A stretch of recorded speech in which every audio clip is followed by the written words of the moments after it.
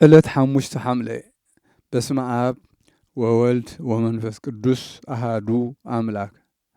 ዕለት 5 ሐምሌ በዛ ዕለት እዚኣ እቶም ክልተ ዓበይቲ ሐዋርያት ሊቃናት ጴጥሮስን ጳውሎስን ሰማዕትነት ዝተቐበለሉ መዓልቲ እዩ። ጴጥሮስ ካብ ቤተ ሳይዳ እዩ። ንሱ ገፋፋ ዓሳ ነበረ። ጎይታና ኢየሱስ ክርስቶስ ምስ ተጠምቀ ንጽባሒቱ ሓርዩ ጸውዖ ንጎይታ ይለኣኾ ነበረ። ብኡብኡ ድማ ሃይማኖትን ኣብ ጎይታና ከዓ ፍቕርን መንፈሳዊ ቅንዓትን ሓደሮ። በዚ ድማ ጎይታና ርእሲ ኩሎም ሐዋርያት ገይሩ ሾሞ። ሐዋርያት በቲ ናይ ጎይታ ግብሪ ተጠራጢሮም ንሱ ኤልያስ፣ ገሊኦም እውን ኤርምያስ፣ ገሊኦም ከዓ ሓደ ካብ ቀዳሞት ነቢያት እዩ ዝኸውን ኢሎም ምስ ሓሰቡ ንሱ ጴጥሮስ ግና ኣብ ቅድሚ ኩሎም ሐዋርያት ንስኻ ክርስቶስ ወዲ ሕያው እግዚኣብሔር ኢኻ ኢሉ ተኣመነ። ሽዑ ጎይታ ከዓ ንስኻ ብፁዕ ኢኻ ከውሒ ቤተ ክርስቲያን ኢኻ ኢሉ መፍትሕ መንግሥተ ሰማያት ሃቦ። ድሕሪ ዕርጎት ጎይታና ጸጋ መንፈስ ቅዱስ ተቐቢሉ ኣብቶም ዝዛረቡ ተኻሉ ኣትዩ ብስምቲ ዝተሰቕለ ጎይታና ኢየሱስ ክርስቶስ ሰበኸ። ክቁፀሩ ዘይኽእሉ ንብዙሓት ኣሕዛብ መሊሱ ናብታ ቅንዕቲ ሃይማኖት ኣእተዎም። እግዚኣብሔር ከዓ በእዳዉ ክቁፀር ዘይከኣል ዓበይቲ ተኣምራትን መንክራትን ገበረ። ክልተ መልእኽታት ጽሒፉ ድማ ናብቶም ኣመንቲ ለኣኸ። ንማርቆስ ከዓ ወንጌል ተርጒሙ ኣጽሓፎ። ብድሕሪ እዚ ናብ ሮማ ኣትዩ ኣብ ልዕሊ ትያጥሮን ዝዓበየ ቦታ መኳንንቲ ዝእከብሉ ኮይኑ ዓው ኢሉ መሓርቲ ብፁዓን እዮም ንዕኦም ከዓ ክምሕርዎም እዮም ዝብልን ንዕኡ ዝመስልን ቃል ክምህር ምጀመረ። እቶም ኣብኡ ዝነበሩ 4 ናይ ኣእማን ኣዕኑድ ናይ 4 ማእዝናት ዙርያ መንበር ናይ ቅዱስ ጴጥሮስ ቃል ምስ ሰምዑ ኣሜን በሉ። ሓደ ሰብኣይ ን7 ዓመት ዝኸውን ሰይጣን ዝነበሮ ኣብኡ ነበረ። በታ ሰዓት እቲኣ ኣውደቆ።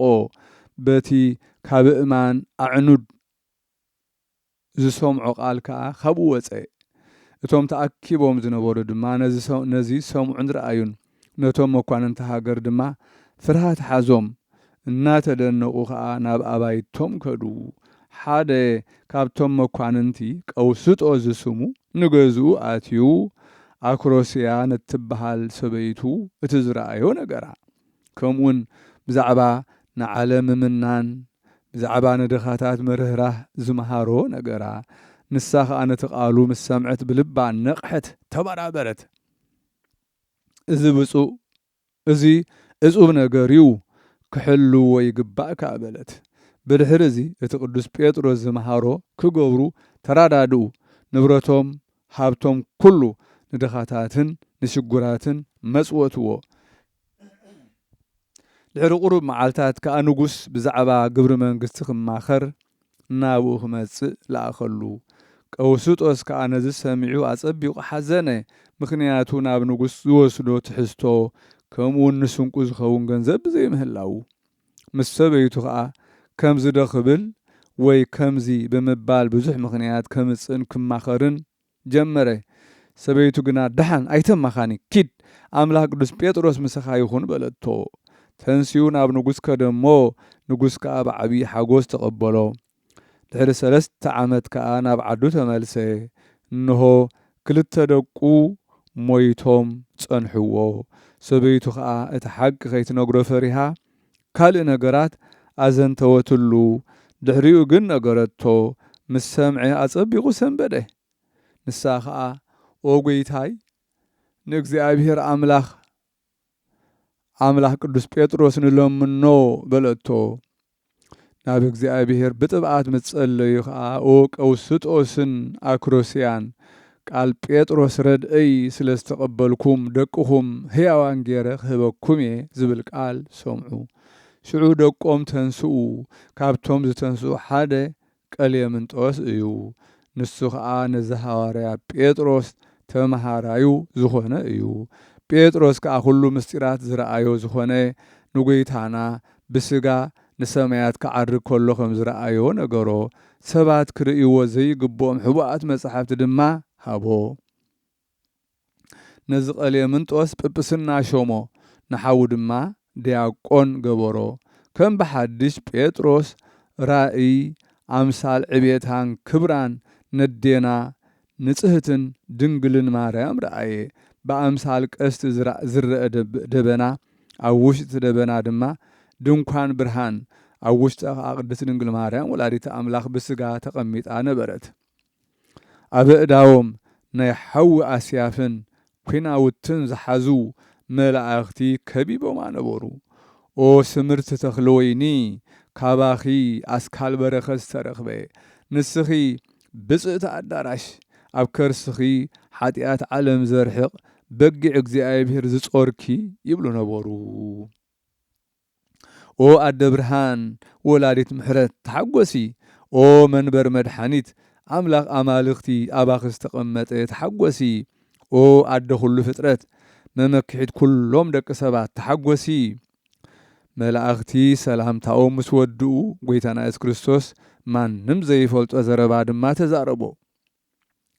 ተዛረባ ሽዑ ምድሪ አንቀጥቀጠት መሊሱ ዘይፍለጥ ዘይንገር ምስጢራት ረአየ ብድሕሪዚ ጎይታና ንጴጥሮስ ኣብ ኩሉ ሃገራት ስብከት ቅዱስ ወንጌል ክሰብኽ ኣዘዞ ካብኡ ናብ ገምገም ባሕሪ ኸደሞ ኢዮጴ ናብ እትበሃል ሃገርን ናብ ሃገር ኤማሁስን ናብ ልድያን ኣተወ ሓደ መዓልቲ ኣብ ሃገር ኢዮጴ ክጽሊ ኸሎ ብርህቲ ደመና ኣጽለለቶሞ ድቃስ መጾ ካብ ሰማይ ከዓ ሰፋሕ መጋረጃ ናብ ወረደት ኣብኣ ከዓ ኣምሳል ኩሎም እንስሳታት ኣዕዋፍ ሰማይ ኣምሳል ሓሰማታት ነበረ ካብ ሰማይ ከዓ ኦ ጴጥሮስ ተንስእ ሓሪድካ ብላዕ ዝብል ቃል ጸውዖ ንሱ ከዓ ጐይታይ ኣይበልዕን ኩሉ ርኹስ ዝኾነ ኣብ ኣፈይ ኣይኣቱን በለ ደጊሙ እግዚኣብሔር ዘንጽሖ ንስኻ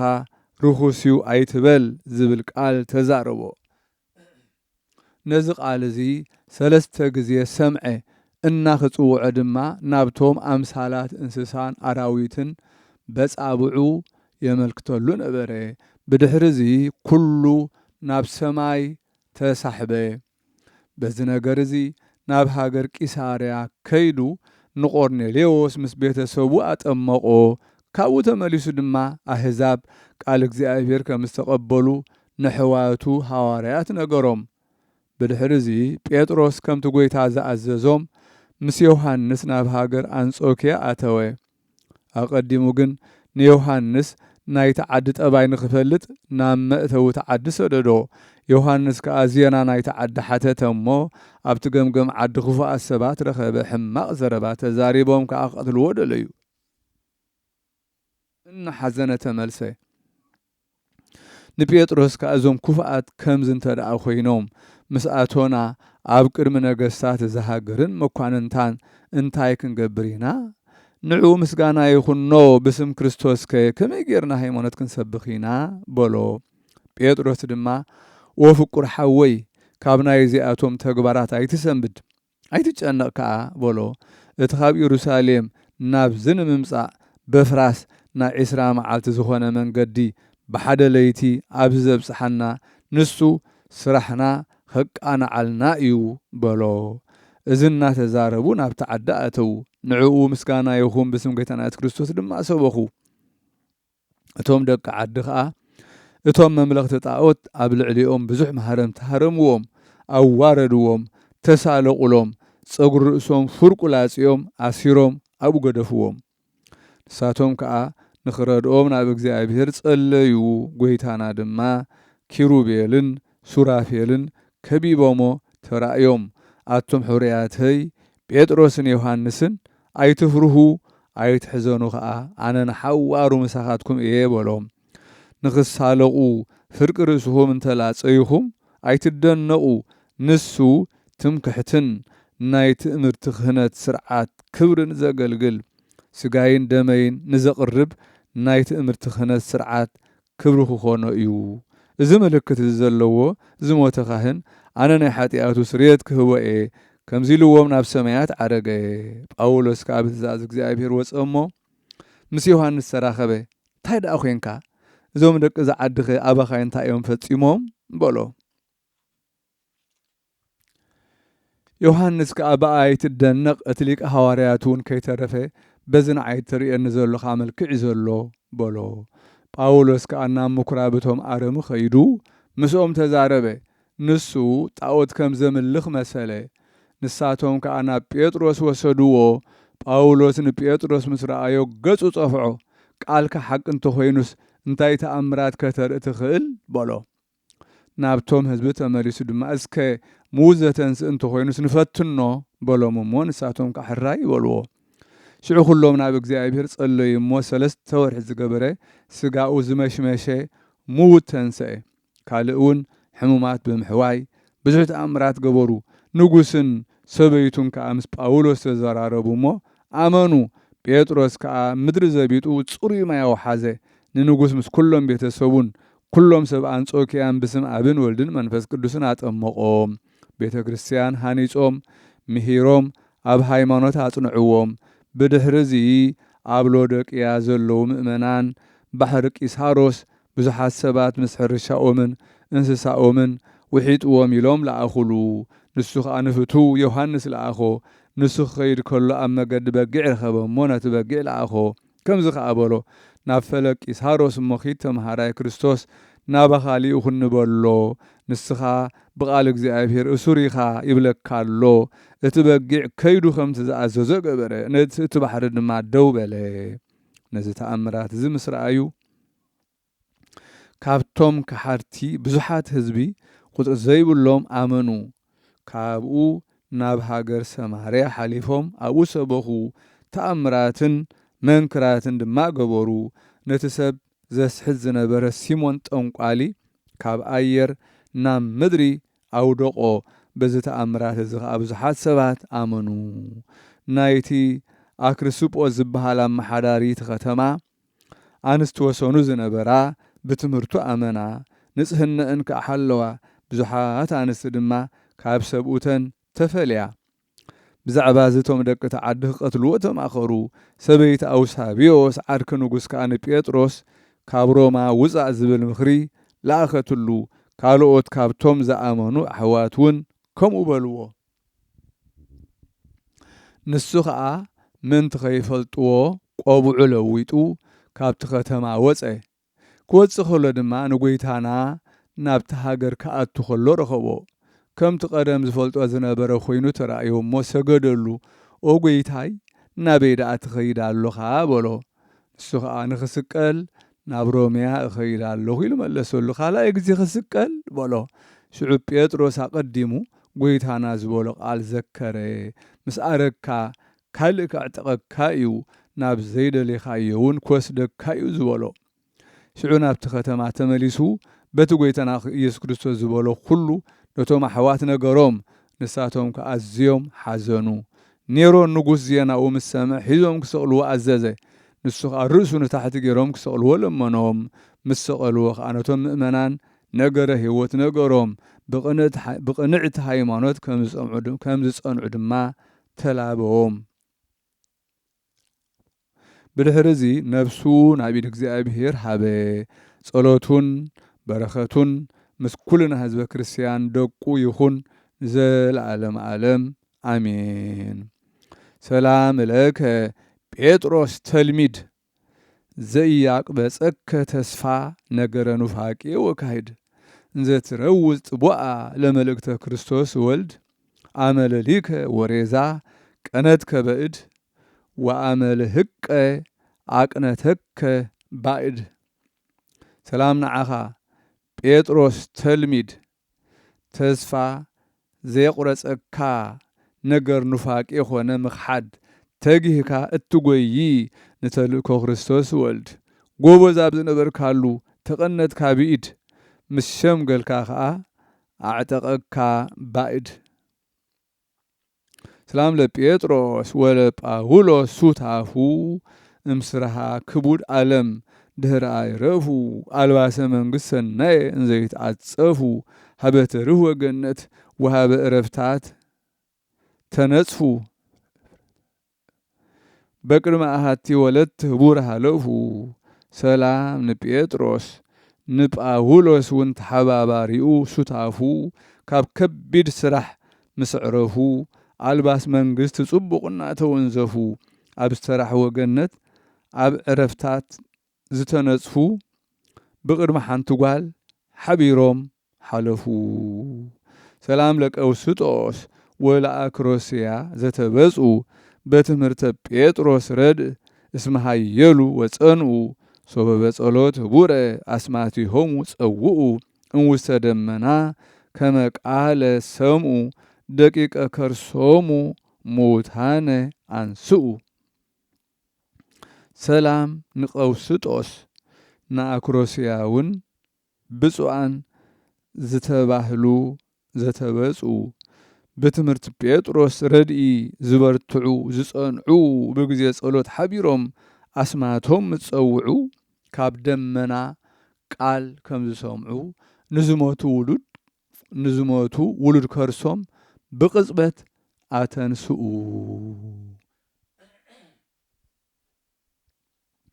በዛ ዕለት እዚኣ ማለት 5 ሐምለ ደጊምና እውን ናይ ቅዱስ ጳውሎስ ልሳን ክርስቶስ ምኡዝ ልሳን ዕፍረት መብራህቲ ቤተ ክርስቲያን ምንጭ ጥበብን ምኽርን ዝኾነ ትርጉም ስሙ መራሒ አመስጋኒ ወደብን ህድአትን ዜና ነዘንቱ።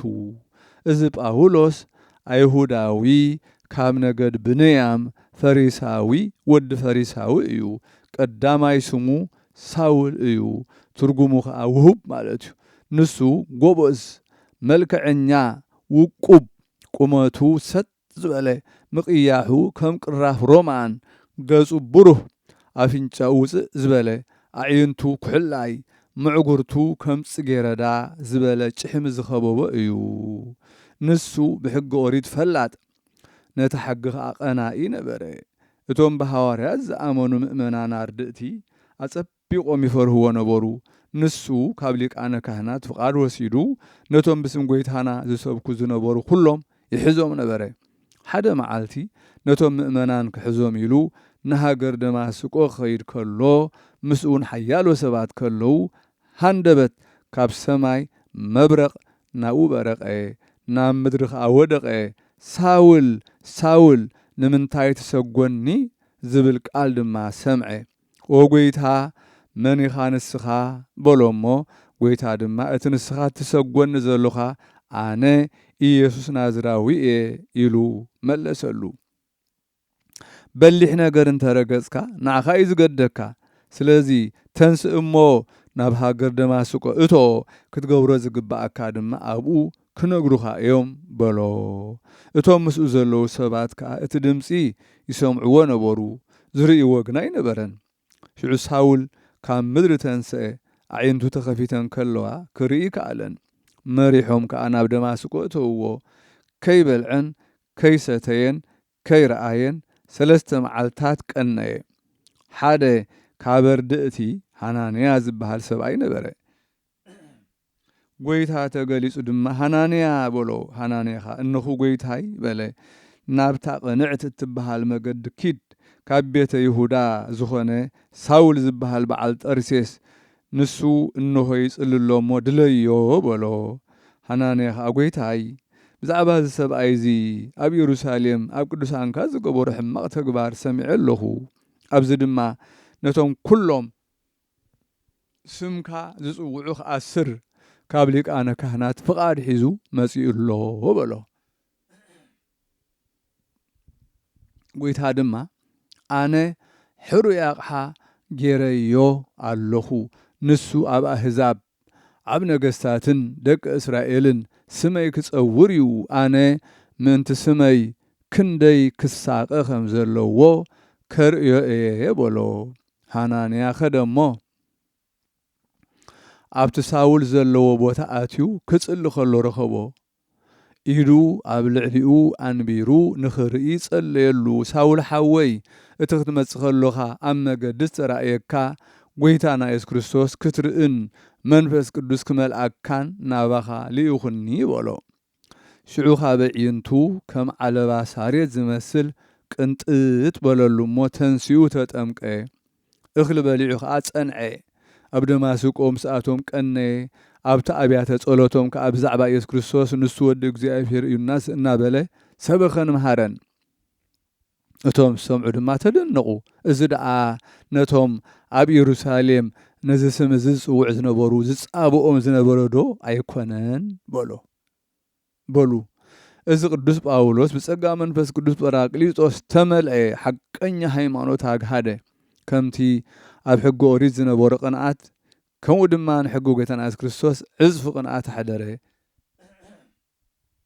ናብ ኩሉ ማእዝናት ዓለም ከይዱ ብዛዕባ እቲ ዝተሰቕለ ጐይታና ሰበኸ ቁጥሪ ዘይብሎም ኣህዛብ ብኢዱ ኣመኑ ብዙሕ ስቃይን ማህረምትን ማእሰርትን ስደትን ዓብዪ ኩነኔን በጽሖ ንሱ ድማ ኣብቲ መልእኽታቱን ኣብ መጽሓፍ ግብሪ ሃዋርያትን ተጻሒፉሎ ኣብ አንጾኪያ ምስ ሃዋርያት ኮይኖም ግብሪ እግዚኣብሔር ክገብሩ ከለዉ መንፈስ ቅዱስ ኣነ ንዝደለኽዎም ስራሕ ንሳውልን ንበርናባስን ፍለይለይ በሎም ካብኡ ጾሙን ጸለዩን እሞ ኣእዳዎም ኣብ ልዕሊኦም ኣንቢሮም ድማ ኣፋነውዎም ምስ ተፋነው ከዓ ብመንፈስ ቅዱስ ተላኢኾም ሴሌውቅያ ወረዱ ካብኡ ናብ ቆጵሮስ ድሕሪኡ እውን ናብ ሃገር ስልማና ወረዱ ኣብ ኣብያተ ጸሎት ናይ ኣይሁድ ከዓ ቃል እግዚኣብሔር ነገሩ ሰበኹ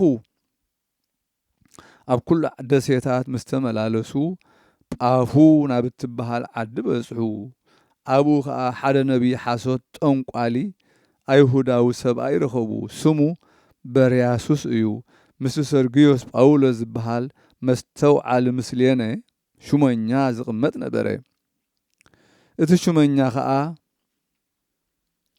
ካብ ሳውልን በርናባስን ቃል እግዚኣብሔር ክሰምዕ ደልዩ ጸውዖም እቲ ጠንቋሊ ኤሊማስ ዝብልዎ ትርጉም ስሙ ከምኡ እዩ ንሳውልን ንበርናባስን ይከራኸሮም ነበረ ነቲ ሹመኛ ከዓ ከይኣምን ይኸልኦ ነበረ ናብቲ ጳውሎስ ዝተባህለ ሳውል መንፈስ ቅዱስ መልአ እሞ ጠመቶ ኣታ ኩሉ ሓጢኣትን ኩሉ ክፍኣትን ዝመልኣካ ወዲ ሰይጣን ጸላእ ኩሉ ጽድቂ ነቲ ቕኑዕ መገዲ እግዚኣብሔር ካብ ምጥዋይሲ ካንዶ ኣይተዓርፍን ኢኻ በሎ እናሃ እምበኣር ኢድ እግዚኣብሔር ኣብ ልዕሌኻ ኣላ ክትዓውር ኢኻ ዕድሜኻ ክሳብ ዝበጽሕ ድማ ፀሓይ ኣይክትርእን ኢኻ በሎ ሽዑ ዓይኑ ተኸለለ ምርኣይ ሰኣነ እሞ ዝመርሖ ደለየ እቲ ሹመኛ ነዝርእዩ ሰንበደ ብጐይታ ከዓ ኣመነ ኣብ ሃገር ልስጥራን ካብ ዝውለድ ካብ ከርስዲኡ ጀሚሩ ኣእጋሩ ዝለመሰ ሰብኣይ ነበረ ካብ ዝውለድ ኮፍ ምስ በለ እምበር ከይዱ ዘይፈልጥ ንጳውሎስ ክምህር ከሎ ሰምዖ ጠመቶ እሞ ጳውሎስ ድማ ክሓዊ ሃይማኖት ከም ዘለዎ ርእዩ ዓዊሉ ተንስእ ቀጥ ኢልካ ብእግርኻ ደው በል በሎ ሽዑ ንሱ ከዓ ተንስኡ ኸደ እቶም ኣህዛብ እቲ ጳውሎስ ዝገበሮ ርእዮም ብቋንቋ ሊቃኦንስጢ ዓዊሎም ኣማልኽቲ ሰብ ተመሲሎም ናባና ወሪዶም በሉ ንበርናባስ ድያ ንጳውሎስ ድማ ሄርሜን ኢሎም ሰመይዎም ምኽንያቱ ጳውሎስ ብትምህርቱ ፈላእ ስለ ዝነበረ ኣብቲ ቅድሚ ከተማ ናይ ዝርከብ መቕደሶም ኣቑሑ መሰዊኢታት ዕምባባታትን ኣብዑርን ሒዞም መጺኦም ክስውእሎም ደለዩ በርናባስን ጳውሎስን ሃዋርያት ግና ነዚ ምስ ሰምዑ ክዳውንቶም ቀደዱ ናብቶም ኣህዛብ ከይዶም ድማ ከም ዝበልዎም ኣንቱም ሰባት እዚ ነገር እዚ እንታይ እዩ ንሕናስ ከመኻትኩም መወቲ ሰባት ኢና እዚ ብላሽ ዝኾነ ግብሪ ግደፍዎ ንብለኩም ኣሎና ናብቲ ሰማይን ምድርን ባሕርን ኣብ ውሽጦም ዘሎ ኩሉ ዝፈጠረን ሕያው እግዚኣብሔር ክትምለሱ ነግረኩም ኣሎና በልዎም ኣብቲ ቀዳማይ ዘመን ንኣህዛብ ብዝደለይዎ ክኸዱ ሓደጎም ንርእሱ ብዘይ ምስክር ኣይነበረን ጽቡቕ እናገበረ ካብ ሰማይ ዝናብ እናሃበ በብዓመቱ ክራማት እናበራረየ እኽልብ ቂሉ ኣፍርዩ ዘጽግበናን ልብና ዝሓጐሰናን ንሱ እዩ እዚ ምስ በልዎም ከይስውእሎም ብጨንቂ ከልከልዎም ኣይሁድ ካብ አንጾኪያን ካብ ኢቆንያን መጺኦም ነቶም ኣህዛብ ኣስድዕዎም ኣብ ልዕሊኦም ክፉእ ከም ዝሓስቡ ገበርዎም ንጳውሎስ ብእምኒ ቀጥቀጥዎ ጎቲቶም ከዓ ካብቲ ከተማ ኣውፅእዎ እሞ ዝሞተ መሰሎም እቶም ኣርድእቱ ክብብ ምስ በልዎ ከዓ ተንሲኡ ናብ ከተማ ኣተወ ንጽባሒቱ ወፂኡ ምስ በርናባስ ናብ ሃገር ደርቤን ከደሞ ኣብ ተዓዲ ሰበኹ ንብዙሓት ከዓ መለሱ ናብ ሃገር ልስጥራንን ኢቆንዮንን አንጾኪያን ተመሊሶም ድማ ነቶም ህዝቢ ምሂሮም ነፍሳቶም አጸናንዕዎም ንመንግሥቲ እግዚአብሔር በብዙሕ ጸበባኢና ክንኣትዋ ዝግባአና እናበሉ በሃይማኖት ጸኒዖም ክነብሩ አተባብዕዎም ኣብ አብያተ ክርስቲያናት መራሕቲ ካህናት ምሾሙሎም ድማ ጾይሞም ጸልዮም ናብቲ ዝኣመንዎ እግዚአብሔር ኣማሕፀንዎም ብድሕሪዚ ናብ ኣፍራቅያ ናይ ገላትያን ጢሮአዳን ከዱ ካብኡ ብመቄዶንያ ሓለፉ እሞ ኣብኡ ሓንቲ ጋኔን ዝሓድራ ጓል ረኸቡ ንሳ ንጎይቶታ ብዙሕ ጠቕሚ እተእትወሎም ነበረት ደድሕሪኦም እናሰዓበት ድማ ዓው ኢላ እዞም ባሮት እግዚአብሔር እዚኦም ባሮት እግዚአብሔር እዮም መገዲ ምድሓን ይምህሩና ኣለዉ ትብል ነበረት ንጳውሎስ ከኣኹም እናበለት ኣሸገረቶ ድሕሪዚ ጳውሎስ ናብኣ ተመሊሱ ነቲ ኣብ ሓዲሩ ዝነበረ ርኩስ መንፈስ ብስም ጎይታና ኢየሱስ ክርስቶስ ገሰጾ እሞ ካብኣ ወፀ ንሳ ድማ ሓወየት ብድሕሪዚ ናብ ሃገር ሓለብ በጽሑ በድሮና ዝስማ ንኣደ ጢሞቴዎስ ካብ ሙታና ተንስኣ ኣብኡ ከዓ ናብቲ ኣምላኽ ናይቲ ዓዲ ክስውእዎ ደልዮም ንጳውሎስ ናብ እቶን ሓውእተውዎ ንሱ ከዓ ኣብቲ ማእከል እቶም ኮይኑ ኣእዳው ብኣርኣያ ትእምርተ መስቀል ዘርግሐ እቶም ደቂ ዓዲ ምስ ረኣይዎ ከዓ ክወፅእ ለመንዎ ካብቲ ሓዊ ድማ ገለ ነገር ከይተንከፎ ወፀ ኩሎም ከዓ ሰገዱሉ እሞ ብኢዱ ከዓ ኣመኑ ኣርስጶስ ገዛእቲ ሃገር እውን ኣመነ እቶም ኣገልገልቲ ጣዖት ሸብዓተ ግና ሃዲሞም ተሓብኡ ጳውሎስ ከዓ ነቲ ብኣምሳል ጉዛ ዝኾነ ምስሊ ወርቂ ፀውዖ ብኣምሳላን በሳ ኮይኑ ድማ ኣብ ማእከል ቤት ጸሎት ደው በለ እቶም ዘምልኹኻ ካህናት ዳኣበይ ኣለዉ በሎ እቲ ኣምሳላን በሳ ድማ ጎይታይ ኣብ ዘለውዎ ክሳዕ ዝነግረካ ተዓገሰኒ በሎ ናብቲ ተሓቢኦሞ ዘለዉ ከይዱ ድማ ካብቶም ካህናት ንሓደ ብኣፉ ሒዙ ብክሳዱ ሓኒቑ ከም ሙት ጓቲቱ ኣብ ማእከል እቲ ህዝቢ ደርበዮ ከምኡ ገይሩን ሸብዓቲኦም ኣምፅኦም እቶም ህዝቢ ነዚ ምስ ረኣዩ ነቶም ካህናት ጣዖት ክቐትልዎም ደለዩ ጳውሎስ ከዓ ሎሚ ኣብዚ ሃገር ድሕነት እምበር ሞት ኣይግባእን እዩ በለ ንኹሎም ህዝቢ ድማ ኣጠመቖም ነቲ ኣንበሳ ዝኾነ ምስሊ ጉዛ ድማ ኣታ ኣንበሳ ስለ ዝተለኣኽካና ኣይትፍራህ ክሳብ ዝደልየካ ህላዌኻ ኣብ በረኻ ይኹን በሎ ንሱ እቲ ኣንበሳ ድማ ናብ በረኻ ኸደ ካብኡ ጳውሎስ ናብ ኣካ ኸደ ኣብኣ ምስ በጽሐ ኩሎም ዜናኡ ሰምዑ ናብኡ ተኣኪቦም ድማ ሒዞም ሳቀይዎ መሊሶም ክልተ ኣብዑር ኣምፂኦም እስንጥስ ምዝተባህለ ረድኢ ኣእጋሩ ኣሲሮም በቶም ኣብዑር ጎቲቶም ኣብቲ ገማግም ዓዲ ብልዕሊ በላሕቲ ኣእማን ደሞም እናወሓዘ ስጋኦም እናተዘጋገለ ኣዕጽምቶም እናተረእየ ሳቀይዎም እሞ እቶም ኣርድእቲ ናብ እግዚአብሔር ምጸለዩ ድማ እቶም ኣብዑር ምስቲ ዝኽብክቦም ዝነበረ ኣእማን ኮኑ እቶም ህዝቢ ትዝረአይዎ ነቲ ገዛእ ነገርዎ ንሱ ከዓ ተቖጠዐ በእማን እናቐጥቀጡ ናብኡ ከምጽእዎም ከዓ ኣዘዘ ንጳውሎስ ምስ ረኣዮ ኣታ ጠንቋሊ ኣነ ክቐጽዓካ የበሎ ክልተ ምስልታት ኣብዑር ናይ ሓፂን ከምፁ ኣዘዘ ቅጥራን ተይ ስብሕን ሓዋዊሶም ብውሽጥን ብደገን ነቶም ክልተ ናይ ሓፂን ምስሊ ብዑር ቀብእዎም ነቶም ኣርድእቲ ኣብኦም ሰቒሎም ናብ እቶን ሓዊ ኣእተውዎም መሊሶም ኣብ ልዕሊኦም 3 መዓልትን 3 ለይትን ሓዊ ኣንደዱ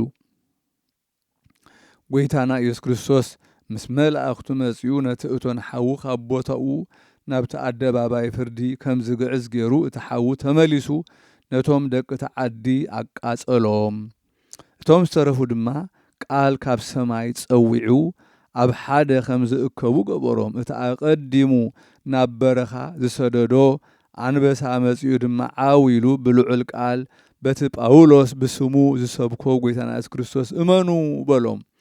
እቲ ኣንበሳ ተመሊሱ ንጳውሎስን ንእስክንጥስን እዞም ደቂ ዝሃገር ሓይሊ ኣምላኽ ክፈልጡ ካብ ዝሓዊ ውፁ በሎም። ንሳቶም ከዓ ሽዑ ካብቲ እቶን ሓዊ ብጥዑያቶም ፀጉሪ ርእሶም እኳ ከይተተንከፉ ጨና ሓዊ ዘይብሎም ወፁ። ሽዑቶም ደቂ ተዓዲ ብሓደ ኣምላኽ ብጎይታና ኢየሱስ ክርስቶስ ንኣምን ኢሎም ጨርሑ። ምስጋና ንጎይታ ይኹን። ብድሕሪዚ ብስም ኣብን ወልድን መንፈስ ቅዱስን ኣጠመቕዎም። ንእስክንጥስ ክህነት ሸይሙ ቤተ ክርስቲያን ሃነጸሎም። ካብኡ ናብ ሃገር ኣቴና ከደ። ካብኡን ምስ ፊልጶስ ናብ ክልተ ዓድታት ከዱ። ኣብኡ ሰበኹ እሞ መራሕቲ እቲ ሃገር ክሓዝዎም ኣሰርዎም። ኣብ ክሳውዶም ሰንሰለት ኣእተውሎም። ኣራእሶም ዝኸድን ቆቡዕ ሓፂን ገበሩሎም። መሊሶም ንጉንቦ ኢዶምን ኣጻብዖምን ዝኸድን ሓፃውን ኣእተውሎም። ንመንኩቦምን ክሳውዶምን ዝሽፍን ሓፂን ሰሪሖም ድማ ብቅድምትን ብድሕሪትን ሸንከርዎም። ንኹሉ ኣካሎም ዝሽፍን ሰፊሕ ሓፂን ሰሪሖም ድማ ኣካላቶም ከም ዘይረአ ብክልተ ጎድኖም ምስቲ ሰሌዳ ሓፂን ሸንከርዎ። ሳእኒ ሓፂን ሰሪሖም ከዓ ካብ ኩርኩሮኦም ክሳብ ሰለፎም ዝበጽሕ መሳምር ገይሮም ሸንከርዎም። ካብ ሓፂን ምስሊ ግላስ ገበሩ። ስራሕቲ ኣቃቂር መጺኦም ከዓ መጠን ሓደ መክሊት ዝኸውን ዓረር ዓብይ ናይ ሓፂን ድስቲ ገይሮም 7 መስፈር ዘይቲ ሰሊጥ ኣብኡ ሓዊሶም ስብሕን መዓር ግራን ዝብልዎ ናይ ከብቲ ለኻይን ብዙሕ ዓቃቂር ፈሳሲ ነቲ ሓዊ ኣጸቢቑ ዘቃጽሎ ፒሳ ተይ ቅጥራን 7 ጥቕላል 7 መስፈር ካብ ቀልፎ ጽያ ቀለም ጽየዳ ሰጠጵዮን ዝተባህለ ተባራዕ ነገር ብዙሕ ዕንፀይቲ ብሓዊ ዝመክህ ኣቃቂር ፈሳሲ ኣብ ድስቲ ኣምኪኾም ኣብ ልዕሊ እቲ ስጋ ቅዱሳን ገይሮሞ ዘለዉ ሓፃውን ኣፍሰስዎ። ኣብ ኣካላት ስጋኦም ኣጸቢቑ ክሳብ ዝጣበቕ ኮነ። መሊሶም እቲ ብሓዊ ዘምከኽዎ ዓረር ካብ እግሮም ክሳብ ርእሶም ዝበጽሕ ክዓውሎም። ምንዋሑ 5 እመት ዝኸውን ሰኖባር ዝብልዎ ገዚፍ ዓንዲ ኣብኡ ኣላጊቦም ኣቆምዎም እሞ ኣብቶም ሃዋርያት ሓዊ ኣጐዱ። እቲ ሓዊ ከዓ ተቃጺሉ ልዕሊ ስጋኦም ወፀ። እቶም ሃዋርያት ድማ ናብ እግዚኣብሔር ጸለዩ እሞ ኣምላኽ ከዓ ካብ መኳንንቲ ናብ ሓደ ርህራሄ ኣእተወ። ነቶም ሰባት ድማ ፍትሕዎም በሎም። ሽዑ ፈትሕዎም። እቲ ኣብ ኣካላቶም ዝነበረ ሓፃውን ድማ ኣለይሎም እሞ ስጋኦም ኩሉ ተዘጋጊሉ ደሞም ብዙሕ ናብ ምድሪ ፈሰሰ። ሰይጣን ከዓ መሊሱ ኣብ ልብቶም ደቂ ተዓዲ ኣእተወሞ ንሃዋርያት ከም ብሓድሽ ናብ ሓዊ ኣእተውዎም። ሽዑ ጎይታ ካብ ሰማይ ወሪዱ ነቲ ሃልሃልቲ ሓዊ ኣጥፍኦ። ዝናም ዝመልአት ብርህት ደመና መጺኣ ድማ ኣብ ልዕሊ ስጋኦም ንሃዋርያት ዞረት። እቶም ደቂ ዓዲ ከዓ ነዚ ምስ ረኣዩ ኩሎም ኣመኑ። ኣብቲ ሃገር ብዙሕ ተሳቀዩ። ሓንሳብ ብዳርባ እምኒ ሓንሳብ ብምውርዋር ፍላጻታት ግናኸ ብዙሓት ምዉታን ድማ ኣተንሱ እሞ ኣብታ ቅንዕቲ ሃይማኖት ከም ዝጸንዑ ገበርዎም።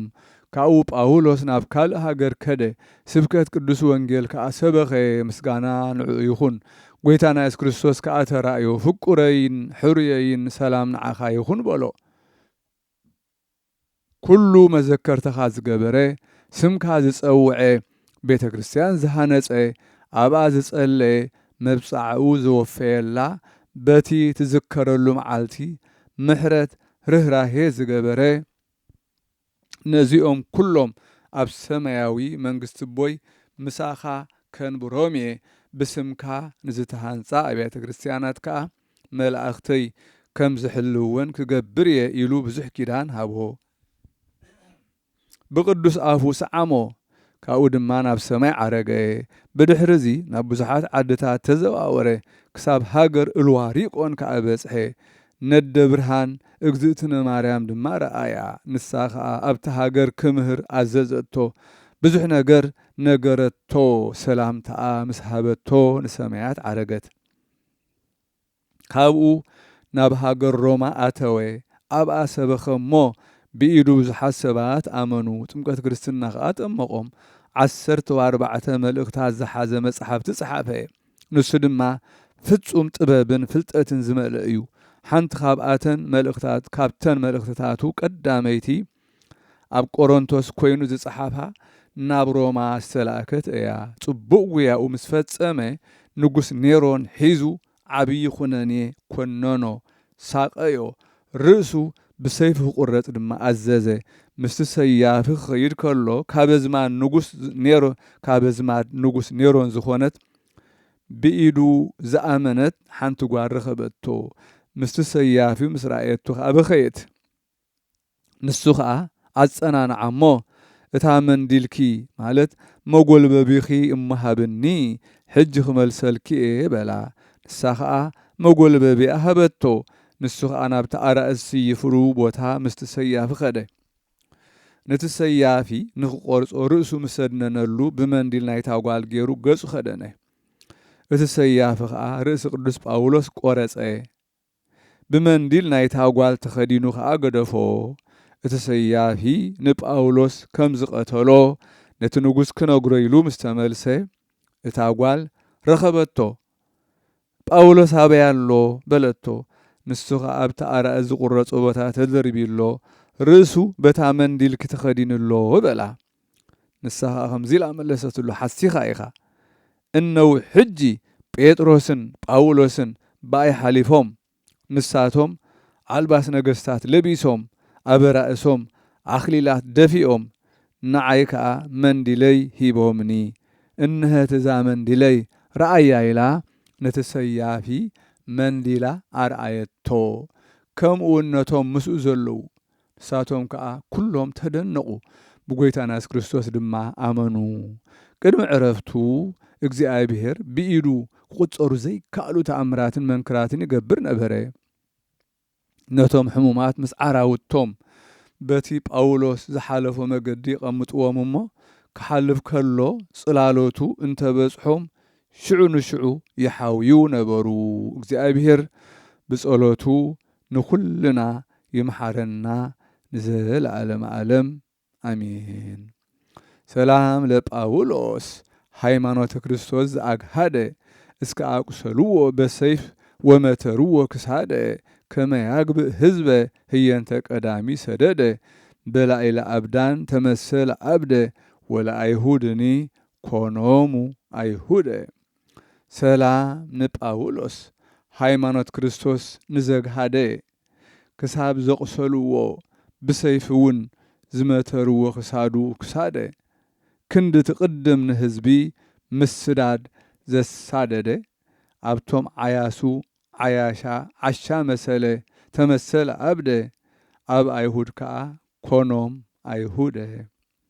ሰላም እብል ዘአክርጶስ አንስትያ ዴውርስ ወቃርያ አቅባማ ወአቅራባነያ ለአክስቲያና ሰላም ብእሲተ አልታብዮስ ዘሮሜያ በቃለ ትምህርቱ ለጳውሎስ ሐዋርያ ዘምስካበ ስእበት ወርኩስ ሰኪበ አበያ። ሰላም እብል ናይ አክርጶስ አንስትያ ዴውርስ ቃርያ አቅባማ አቅራባነያ ንአክስቲያና ሰላም ሰይቲ አልታብዮስ ናይ ሮሜያ በቃል ትምህርቱ ንጳውሎስ ሐዋርያ ኣብ ዓራት ሓጢአትን ርክሰትን ምድቃስ ዘአበያ።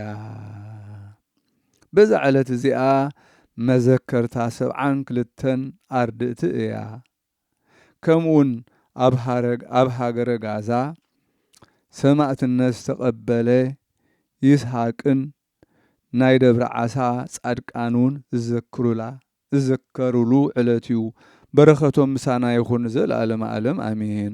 ሰላም እብል በቃል ወውዋኤ አርድእተ ክርስቶስ ሰብአ ለላ አስማቲክሙ ዘበጽዋኤ አህጉራተ ኩሎ አመፈነወክሙ ዘበበክልኤ ዘረወ ኢምእመናነ እምነ ምእመናን ጉባኤ በአይዳዊ ክሙ ዘተጸውረ መስኤ ሰላም ብል ብቓል ዓውታ ውዋኤ ኣርድእቲ ክርስቶስ ሰብዓ በብስንኩም ጸዊዐ ናብ ኩሉ ዓለማት ምስ ለኣኸኩም በብክልተ በብክልኤ ዘይኣምኑ በተነየ ካብ ናይ ኣመንቲ ጉባኤ በኣእዳውኩም ዝተጸውረ መስኤ ሰላም ለከ ቆመ በቀልት ወአርዝ ዘፈረተከ ግእዝ ይስሐቅ ጥቡእ ሰማዕተ አምላክ አዚዝ ሃድፍህኒ በጸሎትከ ለብእሲ ትኩዝ እማእከለ ማይ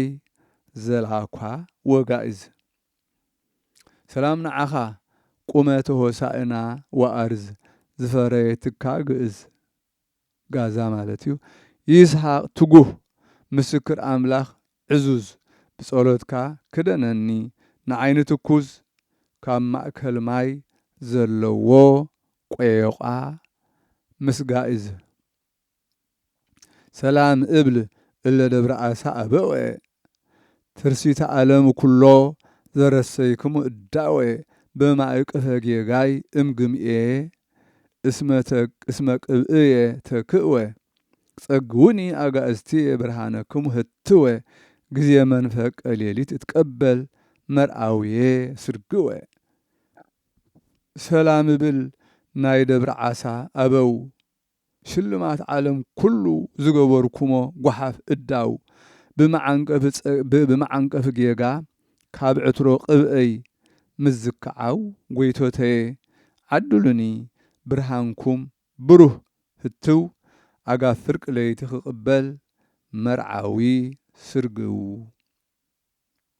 በዛ ዕለት እዚኣ ንሊቀ መላእኽት ሳቁኤል መዘከርታው እያ ኣማላድነቱ ምሳና ይኹን ዘለዓለም ዓለም አሜን ሰላም ለከ ሳቁኤል ብሁት ዲበ መናፍስት ጸዊረከ መርሆ ምስለ መላእክት አርሁ መዝገቦ ለዝናመ ዝንቱ ክረምት በዘያህ መለምል ሰርጽ ወይ ሰምር ገራሂት ሰላም ንዓኻ ሳቁኤል ስልጡን ብሑት ኣብ ልዕሊ መናፍስት መፍትሕ ተሸኪምካ ምስ መላእኽት መዝገቡ ክፈት ንዝናመ ዝኽረምት ኣቝጽልቲ ክልምልም ክፈሪ ግራውት ድህረ ተወግፈት ምንዳቤ ወተአገሰት መከራ በብሔረ ባይዶ በሃገራ ለቀበላሃ ዘመጹ በአይነ መንፈስ ነጺራ ማርያም ነያ ወክርስቶስ በኩራ ብሂላ አይረፈት መስቀል ክብራ ሽግር ምስተቀበለት ምስተዓገሰት መከራ ኣብ ሃገረ ባይድ ኾነ ኣብ ሃገራ ንምቕባላ ዝመጹ በዓይኒ መንፈስ ርእያ ነጺራ ማርያም እንህት ክርስቶስን በኩራ ኢላ ዕረፈት መስቀል ክብራ ሰላም ለመርቄሎስ ረድአ ጴጥሮስ ወልደ ዮና በቅብአ ጽጌያት ለስጋሁ ሰወቀብአ በድና ይቤሎ ለሊሁ በቃለ ትህትና እፎ በበድን ዘመጠነዝ አይጎልከ ጼና እንዘ ሕያው ወአንተ ዳህና ሰላም ንመርቄሎስ ርድ ጴጥሮስ ወዲ ዮና ብቅብ ጽጌያት ንስጋኡ መስቀብአ በድና በሎዳአ ባዕሉ ብቓል ትሕትና ከመይ ከጥፋእካ ክንዲ ዝኣክል ጨና ሕያው ከለኻ ንስኻ ሕያው እወ ዳሕና